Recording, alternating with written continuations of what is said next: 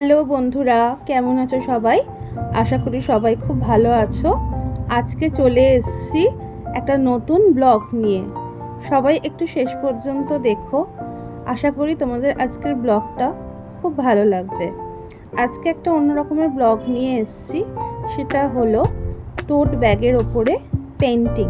অনেক দিন ধরেই ভাবছিলাম যে এরকম একটি কাজ করব, কারণ কদিন ধরেই ইন্টারনেটে দেখছি যে এই ধরনের কাজ খুব ভাইরাল। তো সেই জন্য ভাবলাম যে এই কাজটা একবার নিজের হাতে করে দেখলে কেমন হয়। আর এরকম ধরনের কাজ করতে আমার বেশ ভালোই লাগে। তো সেই কারণে যেমন ভাবা তেমনি কাজ করতে বসে পড়লাম।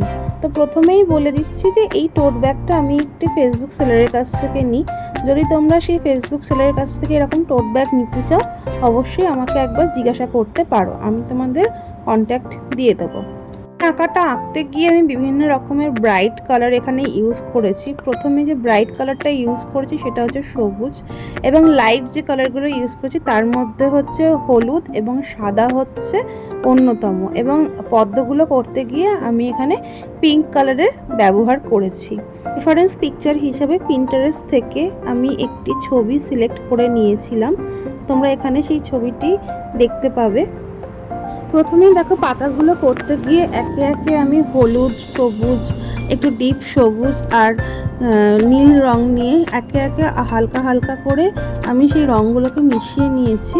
এবং একদম লাস্টে আমি একদম ডিপ সবুজ দিয়ে বর্ডারগুলো করেছি। দেন আমি পদ্মগুলোতে আগে হোয়াইট কালার করে নিয়েছি। হোয়াইট কালার করার পরে সেগুলোতে আমি পিঙ্ক কালার দিয়ে সেগুলো করে নিয়েছি। করার পরে সেগুলোকে আমি লাল দিয়ে হাইলাইট করেছি।